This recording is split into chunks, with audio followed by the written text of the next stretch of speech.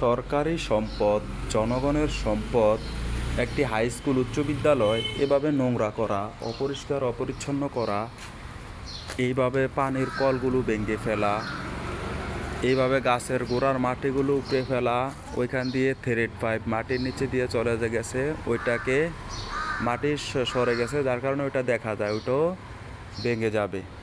তারপরে স্কুলের গেট এগুলো ময়লা করে ফেলা গোবর মুখ দিয়ে। তো এগুলো তো তারা কোনো পরিষ্কার পরিচ্ছন্নতা করেও না, রাখেও না। এখন এগুলো কোন আইনের মধ্যে পড়ে, কোন নিয়মের মধ্যে পড়ে তা আমি জানি না।